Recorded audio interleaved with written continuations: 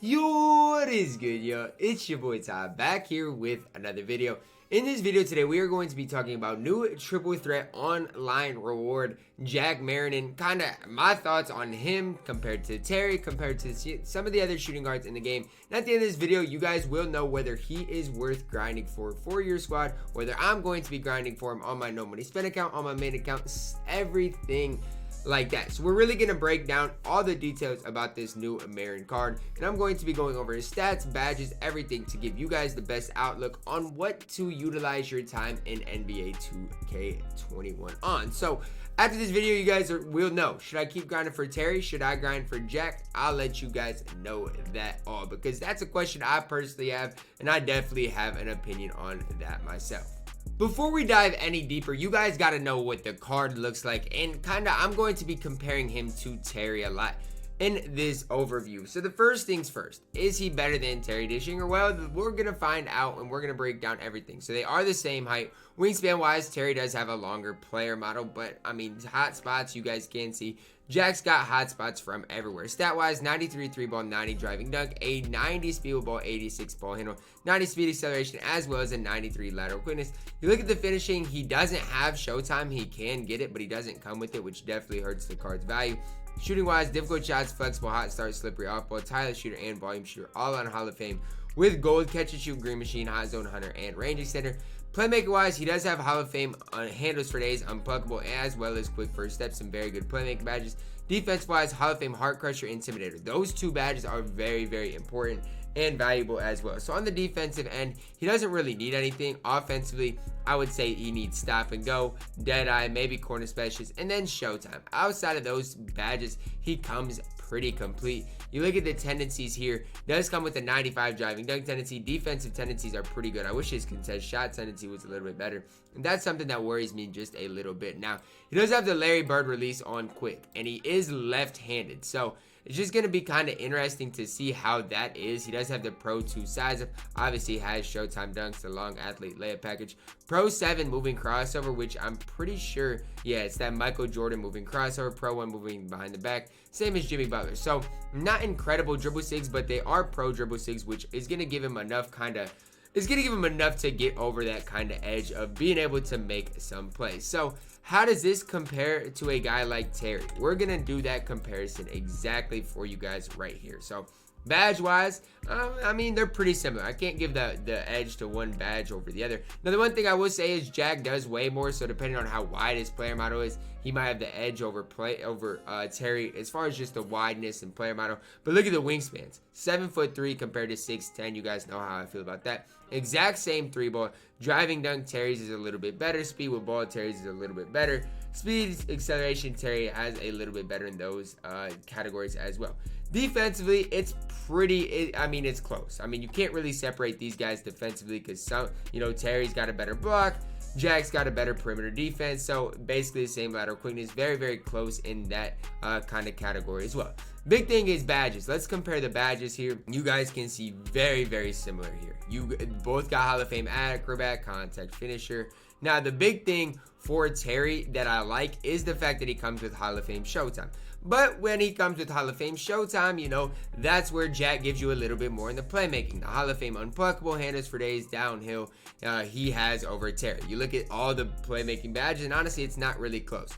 Jack's playmaking badges are far superior to Terry's. Okay, let's move on to the shooting category. Hot start, Hall of Fame. Slippery off ball, Hall of Fame for Jack, which you guys know how I feel about the slippery off ball badge. But Terry does come with the Hall of Fame catch and shoot, as well as Hall of Fame range, Hall of Fame corner specialist.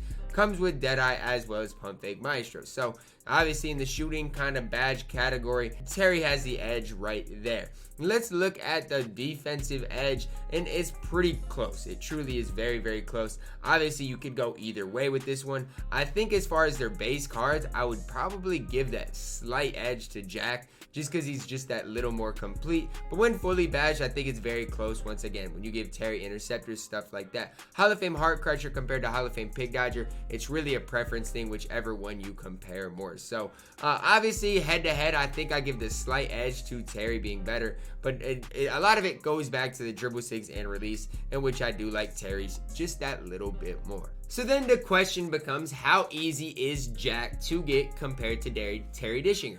Now, the one answer I will have to that question is I think he will be easier to get. I at least hope so, because triple threat online boards haven't usually been that hard. For example, when you needed Larry Nance, you would see him on that top board decently often. I don't want to say super often because that's not true, but I do think you have a better chance to get Jack than Terry. Now, more will come out, the odds will come out, you'll see how many people get him on Twitter and how many games are played, and you guys will be, this video is going to come out pretty early, so we'll know pretty soon whether Jack's easier to get than Terry. But head to head, I give the slight edge to Terry. Risk reward type of thing, I might give the slight edge to Jack Marin. So that's probably where I'm going. For me personally, I think Terry is more worth it for my 250k logic and stuff like that.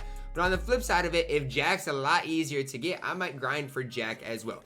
At the end of the day, guys, you can't go wrong with either one. A Larry Bird release on Quick is super great. Obviously, he's got some great badges, a lot to work with as far as that. As well as there is a daily token event too that you can grind and get the double tokens with ball drop. So there's a lot to look into as far as triple threat online is concerned, as well as I do think it's a more just rewarding mode all around. So if I had to give advice for a lot of the no money spent people, budget ballers, I would lean Jack Marin. Now, if you have the best squad in the game, I would probably still lean towards Terry Dischinger to grind for. It's ultimately up to you guys. You guys make that final decision. I'll probably do an hour triple threat online gameplay later on today, so you guys can see if Jack pops up for me. If you have Terry and are on a kind of budget squad, you might as well grind for Jack too, because again, I don't think he will be nearly as rare as Terry Dischinger was. But that is my opinion. We'll see, like I said, more that comes out today. The Hall of Fame handles for days is something I like. He also has Pro too, so there's a lot to like with Jack as well as Terry Dischinger. Again,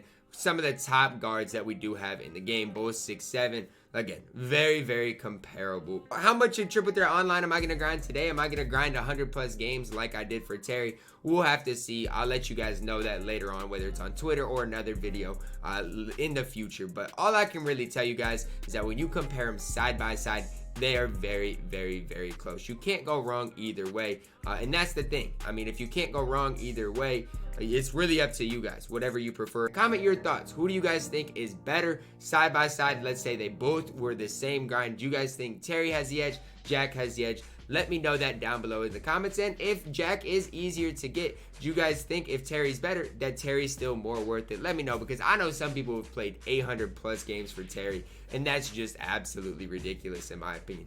Jack won't be easy to get, but hopefully he's easier than 800 games worth. That is going to wrap it up. I hope you guys did enjoy the video. Drop a like on the video, subscribe if you are new, and as always, man, I love you guys, and have a blessed day.